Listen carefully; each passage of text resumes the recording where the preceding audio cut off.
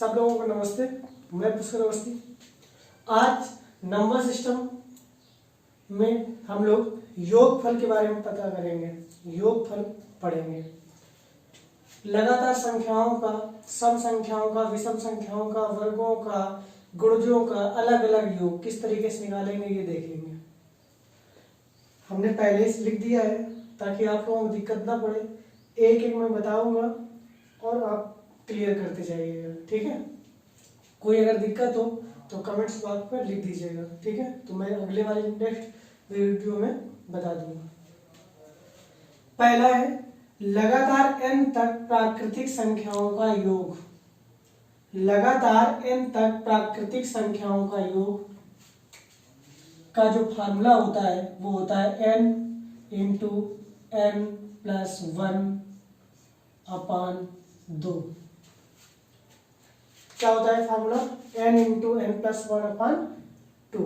अब इसको समझे, यहाँ n क्या है? अंतिम संख्या है। यहाँ n क्या है? क्योंकि n तक लिखा है ना, तो अंतिम संख्या क्या है? n क्या है? ये अंतिम संख्या। तो यहाँ पर क्या करेंगे, इसको सॉल्व करने के लिए क्या आप करोगे, यहाँ रखेंगे 100 गुणते 101/2। आशा करता हूँ आपको दिख रहा होगा, इसी वजह से मैं बोल रहा हूँ ताकि आपको दिक्कत ना पड़े। इसको काटेंगे 100 को तो ये आ जाएगा 50 और इसका आंसर जो आ जाएगा वो आ जाएगा 50। ये आपका इसका आंसर हो जाएगा, ठीक है। फिर सुन लीजिए, लगातार n तक प्राकृतिक संख्याओं का योग बराबर फार्मूला होता है n इंटू n प्लस 1/2। इसी में आप रखेंगे 100 को, n की जगह क्या रखेंगे? 100 अंतिम संख्या। n की वैल्यू क्या है? अंतिम संख्या। n क्या है? अंतिम संख्या है यहाँ पर। तो सीधे आप 100 गुणते 101/2 कर दीजिए, आंसर आ जाएगा। इसके बाद नेक्स्ट है, उसी पे मान लीजिए यहाँ पर तो शुरुआत से लगातार n तक शुरुआत से दिया गया है तो फार्मूला है, लेकिन यहाँ पर ये चीज 20 से आ गई कि 51 plus 52 plus 53 plus dot dot dot dot 99 plus 100। अब इसको कैसे करेंगे? तो यहाँ पर डिस्टर्ब होगा क्योंकि यहाँ पर इसका फार्मूला नहीं बनता। तो आप क्या करेंगे, जब भी 20 से दिया गया हो कुछ चीज तो हम क्या करेंगे कि यहाँ से लाइन खींचेंगे जहां से, और उसको पूर्ण कर लेंगे अपने आप से। 1 से यहाँ से 50 तक अपनी तरफ से लिख लेंगे, ठीक है।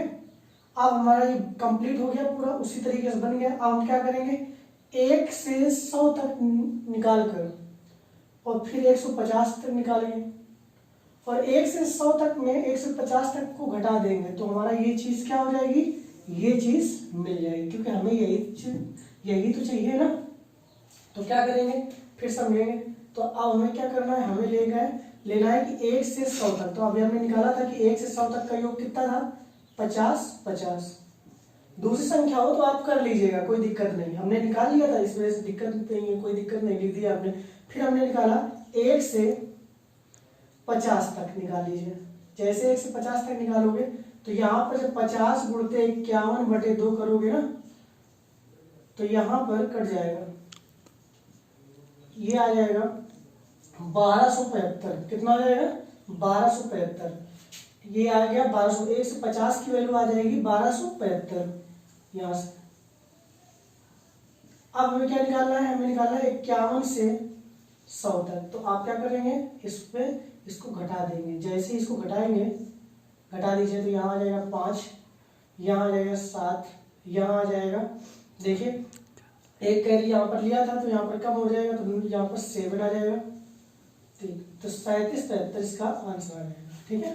अब फिर समझ लीजिए, अगर जब 20 से दिया गया हो कुछ तो अपने मन से इसको पूर्ण करना है, और 1 से अंत तक निकालने के बाद, 1 से 50 तक निकालने के बाद, मतलब लास्ट यहाँ तक निकालने के बाद जहाँ से हमने मिलाया था इसको क्या करना है, इस वैल्यू को इस वैल्यू में पूरे में घटा देना है। तो हमारी ये वैल्यू क्या हो जाएगी, निकल आएगी। ये हमने निकाल के कर दिया है ताकि आपको दिक्कत ना पड़े, समझ लीजिएगा, ठीक है।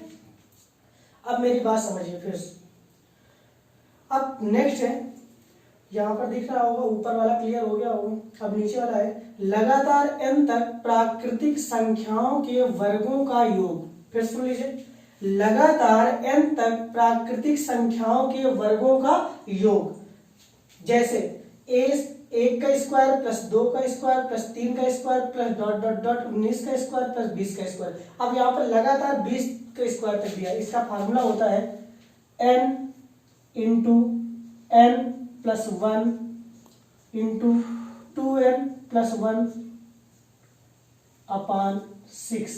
फिर सुन लीजिए, इसका फार्मूला क्या होता है n into n plus 1 into 2n plus 1 अपान 6। इसको नोट कर लीजिएगा, इसमें आप रख दीजिए उठा के। अब n की जगह क्या रखना है 20, तो क्या हो जाएगा 20 गुणते 21 गुणते 41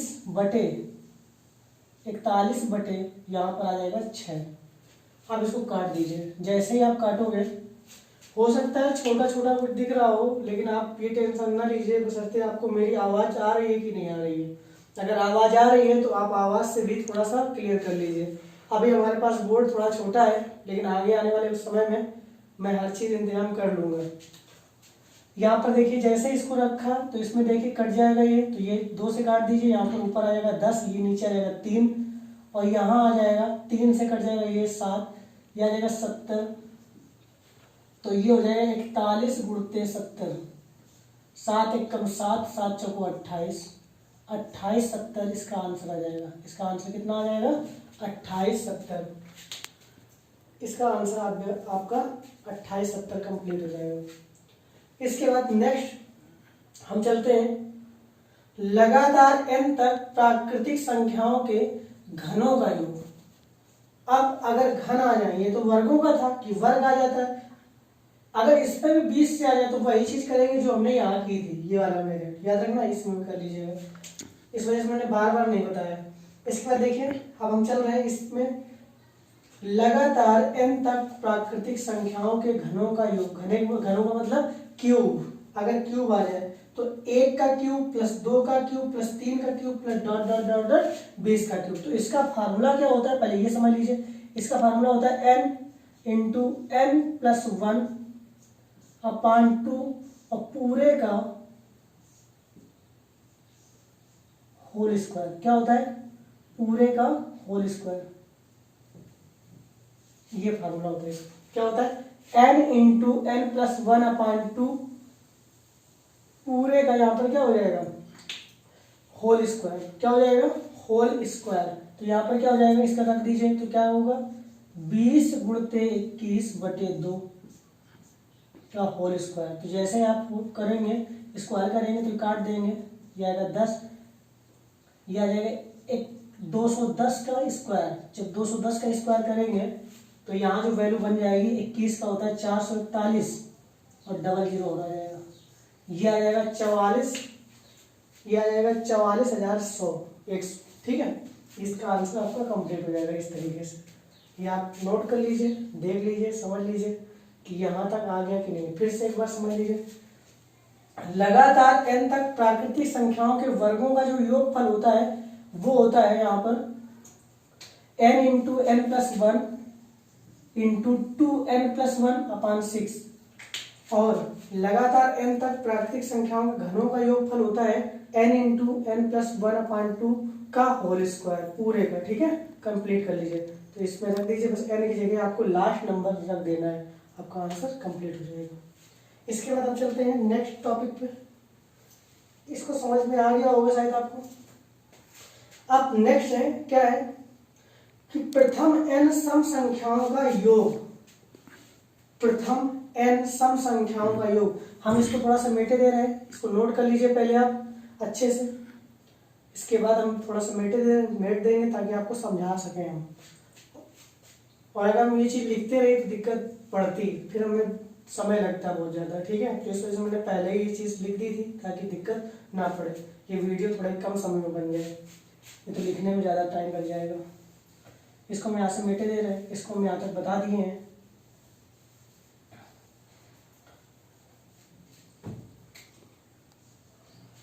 हमने यहाँ तक कंप्लीट कर दिया है, लगातार n तक प्राकृतिक संख्याओं घनों का योग बता दिया है। अब यहाँ पर देखिए प्रथम n सम संख्याओं का योग। अब अगर समझ लीजिए, अगर हमें सम संख्याओं की कुल संख्या मालूम हो तो हमारा काम बन जाएगा। कैसे समझेंगे, देखिए कैसे, अगर हमारे पास यहाँ पर समझिए इस जगह, अगर हमारे पास दो सम संख्याएं 2 और 4 लेंगे तो कितना बनता है बेटा 6। अगर हम 2 + 4 + 6 करते हैं तो कितना बनता है, यहाँ पर देखिए तो बनता है 12। अगर हम 2 + 4 + 6 + 8 ले लेंगे तो ये बन जाएगा 20। तो यहाँ पर कुछ ना कुछ दिख रहा होगा तुम्हें, क्या दिख रहा है, यहाँ पर क्या दिख रहा है कि अगर जब 2 सम संख्याएं लेते हैं तो उसका योग 6 होता है, जब 3 सम संख्याएं लेते हैं उसका योग 12 होता है, और जब 4 सम संख्याएं लेते हैं तो उसका योग 20 होता है। तो यहाँ पर क्या मिल रहा है तुम्हें कि अगर जितनी सम संख्याएं हैं उसके आगे वाले में उसका गुणा करने पर हमारा योग बन जाता है। देखिए कितनी सम संख्याएं हैं 2, तो 2 का गुणा 3 में करिए आंसर 6। कितनी सम संख्याएं हैं 3, 3 गुणा 4 में करिए तो आंसर 12। कितनी सम संख्याएं हैं 4 सम संख्याओं का, 4 पंचे 20। इसी तरीके 5 सम संख्याओं कितना होगा, तो 5 गुणा किससे करेंगे 6 से करेंगे, 5 6 का 30। तो इसका फार्मूला बन गया आपका, इसका फार्मूला बन गया आपका n × n + 1। क्या हो गया n × n + 1। केवल आपको आगे वाले नंबर्स पे मल्टीप्लाई करवाना है। अब इसमें देखिए, लेकिन यहाँ पर देखिए ये ना करना कि इस तरीके से लिखा है तो सर ये कैसे करेंगे, इसमें ये जो n है ये कुल नंबर्स हैं, मतलब क्वांटिटी ऑफ इवन नंबर है, ठीक है, ये समझ में आना चाहिए। तो अब देखिए 2 से 100 तक दिया गया है कि 2 से 2 4 6 ... 100 तक। तो क्या हम ये मालूम कर सकते हैं कितने यहाँ पर सम संख्याएं होंगी। अगर यहाँ पर 100 तक दिया गया है तो कितनी सम संख्याएं कुल होंगी, हमें पता होता है कि n की वैल्यू यहाँ पर 50 है। कितनी है बेटा 50 होगी, n की वैल्यू कितनी होगी 50। तो 50 का गुणा 51 में आप कर दीजिए, आपका आंसर कंप्लीट हो जाएगा। तो ये हो जाएगा 5 एकम 5 पचम 25, 25 50 इसका आंसर कंप्लीट हो जाएगा, कुछ करने की जरूरत ही नहीं पड़ेगी। यहाँ पर फिर समझ लीजिए, यहाँ n जो है, यहाँ n quantity of even number है, याद रखिएगा। यहाँ पर n जो है क्वांटिटी ऑफ इवन नंबर है, ठीक है, अंतिम पद नहीं है ये, ठीक है, ये याद रखिएगा। तो हमने क्या किया यहाँ पर, जैसे मान लीजिए 100 तक दे दे कि 100 तक सभी सम संख्याओं का योग, तो हमारे पास 100 तक है तो हमें पता हो गया कि 100 में आधी क्या हो जाएंगी सम होंगी, आधी भी सम होंगी। तो 50 सम 50, तो जैसे ही क्वांटिटी ऑफ इवन नंबर होगी वैसे ही आगे वाली संख्या में मल्टीप्लाई करा देना, ठीक है। तो यहाँ पर 50 हमने निकाली थी तो 50 गुणा 51 में कर दीजिए, ठीक है।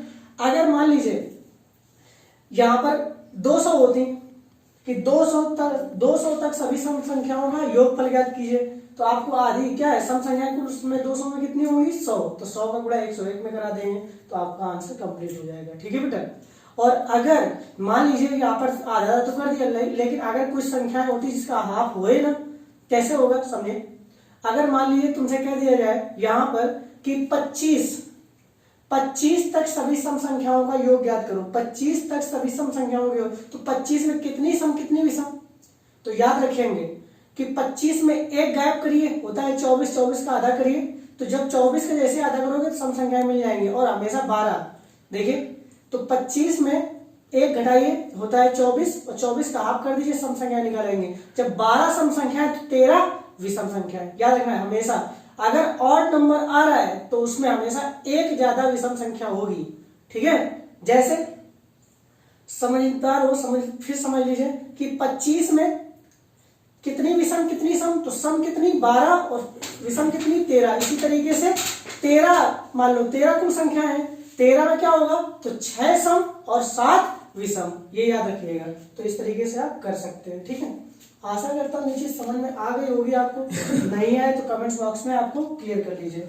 इसके बाद नेक्स्ट है प्रथम n विषम संख्याओं का योग। तो प्रथम n विषम संख्याओं का योग देखिए क्या होगा, तो इसको भी समझेंगे कि अगर हमारे पास जितनी भी ऑड नंबर है, कैसे मान लो 1 और 3 ले लें तो कितना बनता है 4। अगर हम 1 + 3 + 5 ले लें, 3 विषम संख्या ले लें तो बनता है यहाँ पर 9।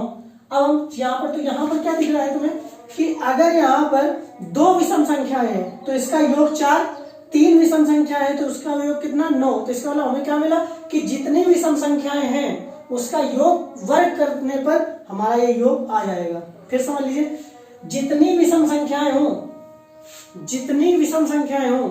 उसका वर्ग कर दो तो हमारा योगफल निकल आएगा। तो कैसे होगा यहाँ पर समझेंगे।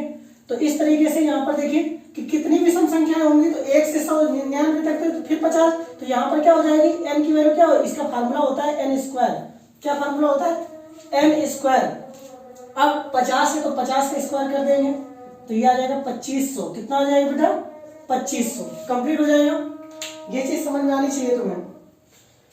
फिर समझ लीजिए कि जितनी विषम संख्याएं हों अगर उसका वर्ग कर देंगे तो हमारा योग आ जाएगा। यहाँ पर इतना तो समझदार हुई कि यहाँ पर अगर 100 तो यहाँ पर 99 तक लिखा है, तो 99 तक है तो 99 तक कितनी विषम संख्या होंगी 50। या n की वैल्यू क्या है, फिर समझा रहा हूँ, क्वांटिटी ऑफ ऑड नंबर है, यहाँ पर क्वांटिटी ऑफ इवन नंबर, इन दोनों में याद रखिएगा। तो इस तरीके से कंप्लीट कर लीजिए ये। अब नेक्स्ट है कि प्रथम 10 गुणजों का योगफल। अगर प्रथम 10 गुणजों का योगफल ज्ञात करना है, ये समझ लीजिए कि किसी भी संख्या के प्रथम 10 गुणजों का योगफल ज्ञात करने के लिए, प्रथम 10 गुणजों का योगफल ज्ञात करने के लिए, जब तुम्हें प्रथम 10 गुणज योगफल ज्ञात करना हो तो हमेशा उस संख्या को 55 से गुणा कर देते हैं। किससे गुणा करेंगे, 55 से गुणा कर देते हैं। किससे गुणा करेंगे, गुणते 55 कर देते हैं। क्या कर देते हैं, 55 से गुणा कर देते हैं। समझ में आ गया, किससे गुणा कर देंगे, 55 से गुणा कर देंगे। जैसे 8 के प्रथम 10 गुणजों का योगफल ज्ञात कीजिए। अब 8 के प्रथम 10 गुणज का योगफल ज्ञात करना है तो क्या करना है, तो 8 गुणते 55 क्या करेंगे, 8 गुणते 55 कर देंगे। तो इसको कर दीजिए, इसका आंसर क्या आएगा, 5 8 45 0 हासिल लगा 4 और 8 45 4 44, 440 आपका इसका आंसर कंप्लीट हो जाएगा। ठीक है बेटा। फिर समझ लीजिए किसी भी संख्या के प्रथम 10 गुणजों का योगफल निकालने के लिए उस संख्या को 55 से गुणा कर देते हैं। ठीक है।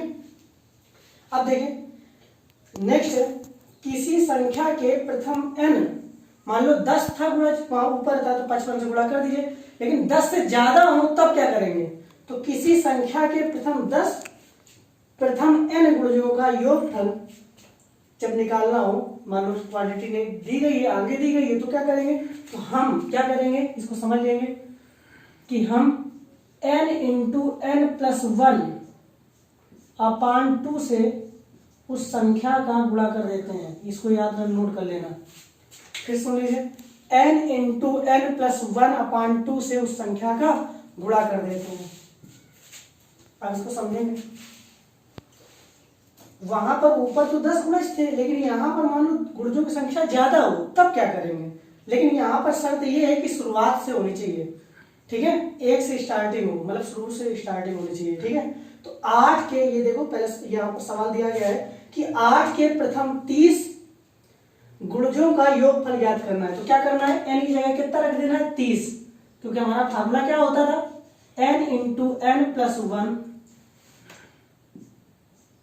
अपान 2 गुणते संख्या। तो यहाँ पर क्या रखेंगे, 30 गुणते 31 बटे 2 गुणते यहाँ पर 8। इसको हल कर लीजिए। जैसे आप हल करोगे, काट देंगे 4 और 4 3 12, 120 बटे 31, 12 कम 12, 12 3 36,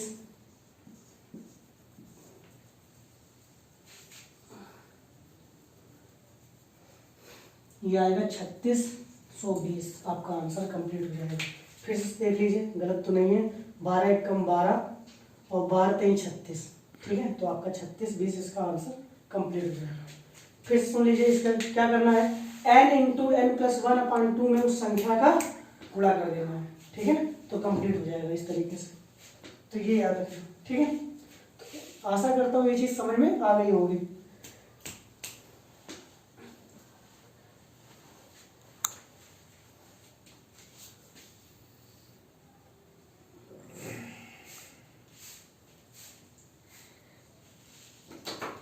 नेक्स्ट है, देखिए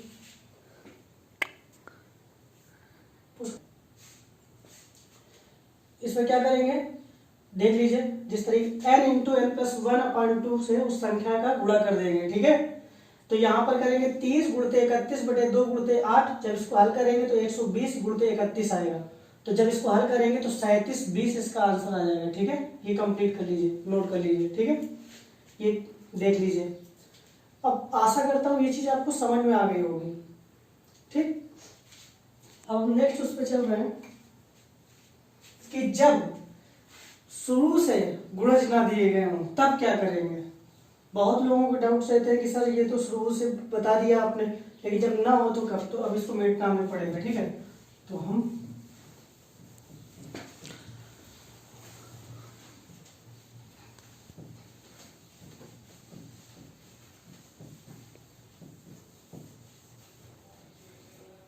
तो देखें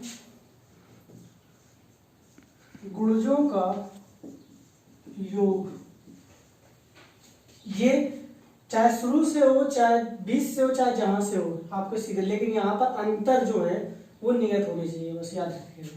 तो इसका योग होता है कुल संख्या गुणते औसत, कुल संख्या गुणते औसत। कुल संख्या का फार्मूला होता है, जब कुल संख्या निकालेंगे तो कैसे निकालेंगे, या कुल गुणजों की संख्या या कुल संख्या, बात एक ही है। ठीक है, तो यहाँ पर लिखेंगे अंतिम संख्या, अंतिम संख्या माइनस पहली संख्या बटे अंतर प्लस 1। जब औसत निकालेंगे, औसत का फार्मूला होगा, तो औसत का फार्मूला क्या होता है, पहली संख्या प्लस अंतिम संख्या बटे 2। ये कंप्लीट कर लीजिए। याद रखिएगा कि अगर आपको ये दो चीजें दी गई हैं, फिर समझ लीजिए, कुल संख्या गुणते औसत हमें चाहिए होता है, कुल संख्या का फार्मूला होता है अंतिम संख्या माइनस पहली संख्या बटे अंतर प्लस 1, और औसत का फार्मूला होता है पहली संख्या प्लस अंतिम संख्या बटे 2। ये कब पॉसिबल है, जब अंतर नियत हो। जैसे हम तुमसे सवाल देते, जैसे कहते कि 50 से, इस तरीके से सवाल आएगा, देख लीजिए, 50 से 100 तक, 50 से 100 तक 8 के सभी गुणजों का योग ज्ञात करो। 50 से 100 तक 8 के सभी गुणजों का योग ज्ञात करो। तो क्या करेंगे, सबसे पहले फर्स्ट नंबर लेंगे, फर्स्ट नंबर हमें ज्ञात करना है। तो फर्स्ट नंबर जो होगा वो कितना होगा, क्योंकि 8 गुणज 50 तो है नहीं, तो यहाँ पर क्या होगा, 56 होगा। क्या होगा, 56 होगा। फर्स्ट नंबर क्या हो जाएगा, 56 हो जाएगा। और लास्ट नंबर हमें चाहिए, तो लास्ट नंबर मतलब अंतिम संख्या चाहिए। तो यहाँ पर क्या होगा भैया कि जब इसको करेंगे तो 96, क्योंकि 12 8 96 में पता है ना, तो 8 गुणज सब इससे 100 से पास पीछे कौन सा है, 96 होगा। तो ये आ गया। अब इसमें फार्मूले में यहाँ पर आ जाओ, तो कुल संख्या भी निकालेंगे, कुल संख्या पहले निकालेंगे। तो कुल संख्या कब कैसे निकालेंगे, तो हम क्या करेंगे, 96 में 56 को घटाएंगे, और जहां अंतर दिया है ना, तो वहां पर अंतर, यहाँ अंतर की जगह 8 रखेंगे, जो गुणज चलेगा। मतलब ऐसा होगा ना कि 8 है बेटा, 16 है, या इस तरीके 56 होगा। यहाँ पर जैसे पहली संख्या 56 होगी, तो दूसरी संख्या इसके बाद होगी ना, तो 64 होगी, और 64 में फिर 8 जोड़ेंगे तो फिर 72 हो जाएगी। तो इस तरीके से ऐसे तो 8 ही 8 का तो अंतर यहाँ पर चलेगा। ये समझ में आ रहा है कि नहीं आ रहा है, तो इस सब में 8 ही 8 का अंतर तो चलेगा। तो यही 8 का अंतर यही लिखते हैं। तो ठीक है, तो अंतर की जगह हम क्या लिखेंगे, 8 और प्लस 1। तो जब इसको हल करेंगे आप, तो जब हल करेंगे तो क्या होगा बेटा, या जैसे हल करेंगे तो ये इसको घटाएंगे तो 40 बटे 8 आ जाएगा, प्लस 1 काट देंगे 5 आएगा, ये आ जाएगा 6। अब हमें ये मालूम हो गया कि यहाँ पर कुल संख्याओं की संख्या, जो कुल संख्या है वो 8 6 कितनी है, 6। 50 से 100 तक जो 8 के कुल गुणज है वो 6 है। अब क्या करेंगे, हमें औसत निकालना है। क्या करना है, औसत। औसत के लिए क्या करना है, पहली संख्या 56 प्लस 96 बटे 2 कर देना है। इसको जब हल करेंगे तो ये आ जाएगा, वैल्यू आएगी 2, 9 5 14 1 15 बटे 2। इसको काट देंगे, फिर समझ लीजिए शायद गलत तो नहीं है, 6 6 12 और 9 5 14, 14 1 15 कंप्लीट हो जाएगा। इसको काट देंगे तो ये वैल्यू बन जाएगी जाके 2 सत्ते 14, 2 सत्ते 14, 2 छक्का 12, तो ये 76 आ जाएगी वैल्यू। इसका औसत जो आएगा वो 76 आएगा। ठीक है, इसका औसत कितना आएगा? 76 आएगा बेटा। तो अब इन दोनों का क्या कर देना है? मल्टीप्लाई करा देना। एक संख्या ये आ गई, एक संख्या है, इन दोनों को क्या करना है? मल्टीप्लाई कर देना है, तो आपका ये योग आ जाएगा। तो 6 6 36 और 6 सत्ते 42, और 42 3 कितना होगा बेटा? 45। तो 456 इसका योग आ जाएगा। कितना आ जाएगा? 456 इसका योग आ जाएगा। ये समझ में आ गया होगा, शायद क्लियर हो गया होगा ये चीज। फिर सुन लीजिए, गुणजों का योग ये कब है? जब 20 से कुछ दिया गया हो। यहाँ तो हमने छोटा किया है, आप घर में जाके बड़ी बड़ी संख्याओं का आराम से निकाल सकते हैं इससे। ठीक है, और नेक्स्ट वीडियो में जो इसके और अच्छे सवाल होंगे और मैं लाऊंगा। ठीक है, तो कोशिश करता हूँ कि आपको अच्छे प्रकार से आ जाए, और इसी तरीके से मैं प्रयासरत रूपी हूँ कि आपको और अच्छे से समझा सकूँ। आशा करता हूँ ये चीज़ समझ में आ गई होगी आज का वीडियो। अगर आपका आज का वीडियो अच्छा लगा हो और समझ में आया हो तो इसको लाइक और सब्सक्राइब जरूर कर दीजिए। ठीक है, धन्यवाद, थैंक्स।